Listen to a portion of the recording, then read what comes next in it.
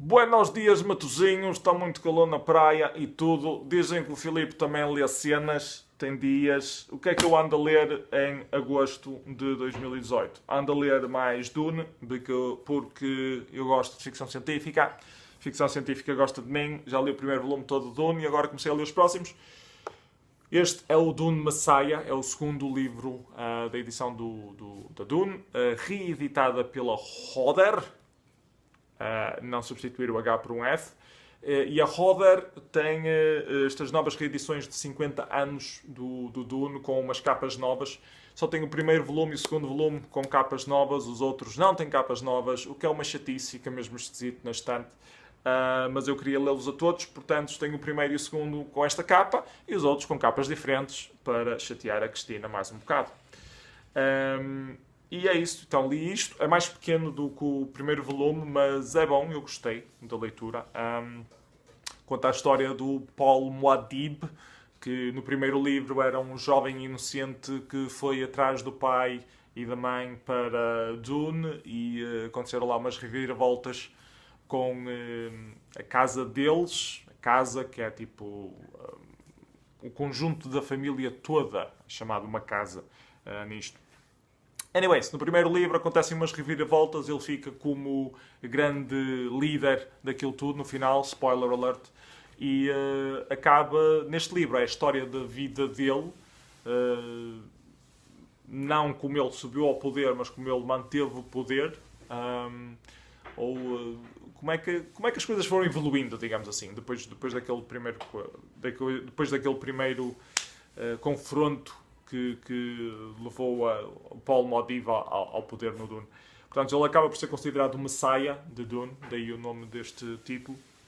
E esta é a história da vida dele, basicamente, desde que ele chegou ao poder até aos dias onde ele morreu, ou desapareceu, neste caso. O que acontece? Ele deixa dois filhos para trás, recentemente nascidos, e o livro seguinte, o terceiro capítulo do Dune, é justamente a história deles, Children of Dune, também já o li. A história dos dois gêmeos, como é que eles evoluem, as suas relações com a avó, que ainda está viva, a mãe do Paul Muad'Dib, com a tia, a irmã do Paul Muad'Dib, que entretanto é uma referência religiosa no cenário de Dune, e como é que eles vão conseguir fazer evoluir o Dune, que é o planeta Arrakis, que está no centro de toda a galáxia neste momento, devido ao seu domínio do melange. Eu gosto desta história, gosto das ligações, não é bem religiosas, mas o paralelismo, como é que as sociedades existem, sociedades em larga escala, como é que elas evoluem, como é que elas se concentram, tem muita intriga política. Interessante. Mas pronto, eu gosto de ficção científica, vocês sabem disso, e por isso é que eu acho mais interessante isto. A leitura lê-se bem, tem algumas partes um bocado mais confrontacionais, mas tem tanta intriga por trás que dá vontade de continuar a ler, e é isso que puxa para continuar a ler a história. Portanto, recomendo também. Acho que dei a todos os livros do Dune 4 estrelas. Posso estar enganado, mas acho que dei a todos 4, se calhar 5, não sei, já não me lembro. E pronto, então li estes dois do Dune. Estou a ler o terceiro neste momento, God Emperor of Dune. Vou na página 132, também está a ser bom até o momento. E o God Emperor of Dune é um dos, aliás, o rapaz, filho do Paul Muad'Dib, que os dois gêmeos é um rapaz e uma rapariga. Esta é a história do rapaz que se transforma num deus. E pronto, não conto mais nada para não spoiler. Quer dizer, se bem que já spoilei um bocado, mas pronto. Vamos assumir que vocês ou não leram o Dune, ou não têm qualquer interesse a ler o Dune, ou já leram o Dune e não querem saber minimamente dos spoilers. Indo para outras coisas, o que mais é que eu li? Se calhar vou começar antes pelo Neil Gaiman. Li o Neil Gaiman, tenho sempre de ler Neil Gaiman. Eu, se não leio o Neil Gaiman, começo-me a coçar um bocado. The Sandman Endless Nights. E este volume é um standalone da série The Sandman. E conta a história dos Endless, que são acho que 7 irmãos e irmãs que fazem parte, são os Eternos, acho que em português se chama assim, do qual o Sandman, o Dream, é um deles. Portanto, tenho uma história por cada um deles e é interessante porque dá um bocado novas perspectivas a como é que as personagens foram desenvolvendo a sua personalidade. Portanto, explica um bocado as origens delas ou como é que elas se transformaram no que é que são. Tem algumas coisas interessantes, nomeadamente a dinâmica entre a Delirium e o Destruction, por exemplo. Gostei bastante de ler o capítulo da Desire, porque é uma personagem que é algo enigmática, sabe-se que tem aquela coisa com o Dream, mas não sabe muito bem porquê, como é que aquilo foi fundado, e a história que aqui aparece explica um bocado a relação perturbada entre os dois. Perturbada não é mesmo a palavra ideal, capaz de haver uma melhor, mas pronto, eles têm assim uma relação um bocado, são irmãos, mas ao mesmo tempo está ali uma fricção, não gostam muito um do outro e nunca se percebe muito bem porquê, e aqui nesta história depois é explicado. Outra história que gostei bastante de ler aqui foi a da Despair, e por um motivo em particular, porque é diferente, enquanto que as outras são histórias comuns de quadradinhos, prontos. A Despair é uma coisa completamente diferente.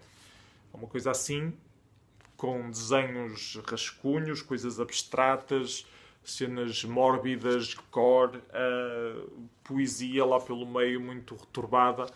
E é fixe porque o próprio estilo explica a maneira de ser da Despair e porque é que ela é assim, e as obsessões que vão na cabeça dela, os elementos de sigília dela, porque é que eles existem assim. Muito curioso, gostei bastante. As outras histórias também são boas, mas estas duas em particular foram as que mais se destacaram para mim. De resto, Dream e Death também têm umas histórias interessantes, mas nada por aí além. Os ilustradores são vários e diversos, é um diferente por cada história. Temos trabalho do Glenn Fabry, Milo Manara, Miguel Ângelo Prado, Frank Quitely, Craig Russell, Bill Sienkiewicz e Baron Story. Só conheço 3 nomes daqui, mas gostei de todos que tiveram aqui o trabalho de todos aqui envolvidos. Foi uma boa edição, gostei de a conhecer. Tenho alguma pena de não haver mais livros na série do Sandman. Já li-os todos nesta altura do campeonato. Portanto, fico um bocado deprimido de não haver mais. Sem que há mais, pelo menos um livro. Pronto, pelo menos 2. Há um livro de histórias escritas por outros autores que foi editado ou curado pelo Neil Gaiman. Sei que ainda posso ler isso. Se calhar vai ser uma das coisas que hei de ler quando quiser ler mais Gaiman a seguir. E há outra edição do Dream Hunters, que foi um dos livros que eu li no mês passado, que é só ilustrado por um gajo japonês, e este também tem de andar à caça desse. Tirando isso, não sei o que mais é cá de Sandman, se eles estão a planear editar mais coisas novas ou não. Tenho andado um bocado, não ando a seguir isso, portanto não sei. E é isso, Neil Gaiman, recomenda-se, foi bom. Next. Ainda dentro das coisas desenhadas, arranjei este Comer Beber do Filipe Melo e Juan Cavia. Juan Cavia é o senhor que ilustrou, Filipe Melo escreveu. São 2 histórias muito curtinhas sobre comer ou beber. A primeira é sobre uma garrafa de champanhe que é escondida durante a Segunda Guerra Mundial por uma família de polacos, salvo eu, que estão a viver na Alemanha. É baseado numa história verídica e depois há aqui umas cartas a contar essa própria história. E a segunda história é sobre uma personagem que vai atrás de uma tarte para depois vai-se a descobrir no final para dar a um condenado que está condenado à morte e é tipo a última refeição dele. Um bocado de spoiler, peço desculpa de estar a spoiler, mas as 2 histórias valem na mesma pela maneira como são ordenados e como é que é criado o clímax, como é que é contada a história, digamos assim. Acho que estão ambas bem escritas, ambas bem desenhadas. Foi uma dupla que funcionou bem, na minha opinião. Gostei de descobrir isto, não conhecia. Foi a Cristina que encontrou e, pelos vistos, isto está esgotado em todo lado. Ainda há em algumas FNACs, tipo 1 ou 2 exemplares, mas é bastante difícil de encontrar. Portanto, os recomendo. E provavelmente devia ser reeditado, na minha opinião. Mas pronto, não sei quantas cópias é que isto teve sequer. Foi editado pela Tinta da China e eu recomendo, sou fã de graphic novels e gostei desta.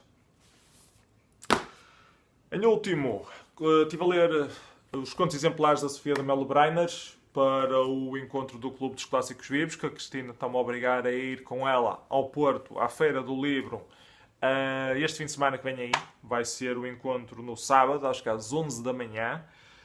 Na Feira do Livro do Porto, vamos estar a falar dos contos exemplares da Sofia de Melo Breiner. Fica já aqui uma pequena rapsódia do que é que eu achei destes contos. Achei-os demasiado focados em religião, não gostei desse ponto. Foi logo a primeira história, era focada quase completamente em religião, não gostei disso porque não sou uma pessoa religiosa e então não me identifico muito bem com esse tipo de conversações que estão a empurrar-te para teres essa ideologia. Mas a história por trás do conto em si estava boa, estava interessante. Não gostei foi das referências religiosas lá pelo meio. Mas de resto é uma boa história, um bom conto sobre as ambições de um homem em particular e o trabalho de outra pessoa, neste caso um padre que estava ligado aos pobres e que fazia tudo para ajudar os pobres. E essa parte parece-me excelente e gostei bom de ver a dicotomia entre as duas personagens, de uma pessoa que diz que gosta de dar tudo, mas na verdade só quer arranjar coisas para o seu próprio proveito, e outra que de facto dá tudo e que mesmo assim é considerada pelas outras pessoas como uma má pessoa, apesar de estar a fazer tudo em prol da sociedade no geral. Gostei dos pontos de vista por trás dessa história, não gostei foi das ligações religiosas. Mas pronto, essa história não estava má, só não gostei da parte religiosa nisso. Outra história que eu gostei bastante foi a segunda. Essa eu gostei bastante. Estou a ver se encontro o nome dela. Acho que era A Viagem. Era uma história de um casal que anda à procura de... Ainda estou à procura do título. A Viagem, exatamente. É uma história de um casal que anda à procura de o sítio paradisíaco para viver na sua vida e estão constantemente à procura desse sítio, não o conseguem encontrar, vão encontrar outras coisas pelo caminho, mas nunca é tão bem como aquela ideia que eles têm na cabeça, então eles ignoram isso e decidem continuar e perdem o rumo, encontram outras coisas que até são bom e até se lembra que isto até era um bocado o sítio paradisíaco que nós sempre falámos que gostaríamos de ir, mas vamos continuar à procura de algo melhor. E passam a vida toda, ou a viagem toda, neste caso, à procura desse algo melhor, sem nunca de facto o conseguirem encontrar. E é um bocado o paralelismo com a vida que nós vivemos hoje em dia, e na altura já se vivia, andas sempre à procura de algo melhor. Não sei se isso é bom, se isso é mau. Há pessoas que usam isso como ambição, e a ambição é boa para nos levar a realizar os nossos sonhos, para nos dar motivação, para acordarmos de manhã, para fazermos coisas. Nesse ponto de vista é bom sonhar e ter uma visão. Por outro lado, nunca gostamos do que temos. É tipo, o relevado do vizinho é sempre melhor, a galinha do vizinho é sempre melhor do que a nossa. Porque é que nunca nos contentamos com o que de facto temos? Porque é que não apreciamos o momento onde estamos? Porque é que não apreciamos mais esse tempo? Porque é que o deixamos ser tão efêmero? E andamos sempre atrás de outra coisa que acaba de ser o que nós acabamos de largar. Eu gostei dessa conotação existencial, dessa introspecção que nos obriga a fazer.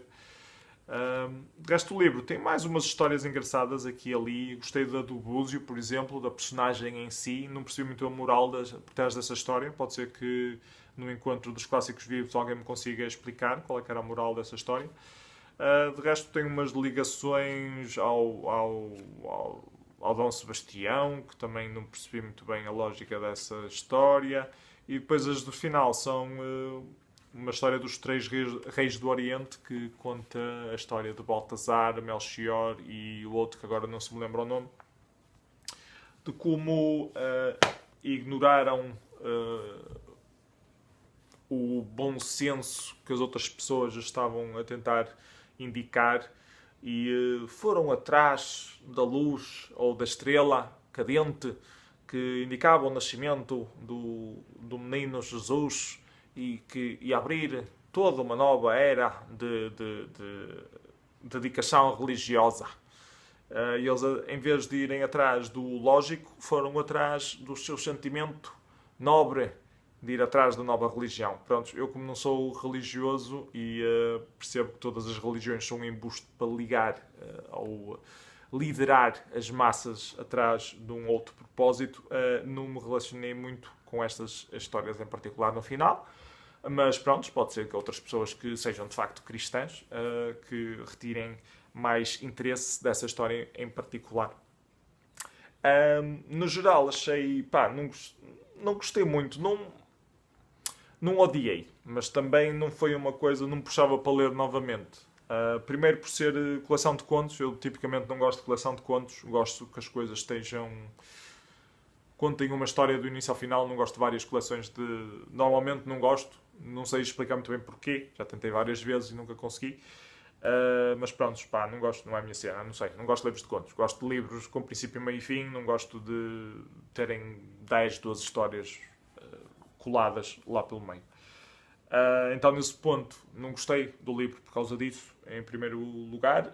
Depois, algumas histórias gostei, outras nem por isso. Portanto, os acabei por dar só 3 estrelas. A senhora sabe escrever, é um facto. Não nego a partir de uma ciência que desconheço. Não conheço o resto da bibliografia da Sofia de Mello Briner Anderson. Só sei que é uma escritora de facto famosa. E é isso. Não há mais a dizer. Se alguém quiser vir discutir os contos exemplares, apareça aí na Feira do Livro do Porto no sábado pelas 11 da manhã. Se não, deixem os vossos comentários aí em baixo. O que é que acham dos livros? Se gostam, se não gostam. Se acham fixe, se não acham fixe. Tem algumas recomendações, essas coisas todas. E pronto, não percam o próximo episódio porque nós também não. Tchau!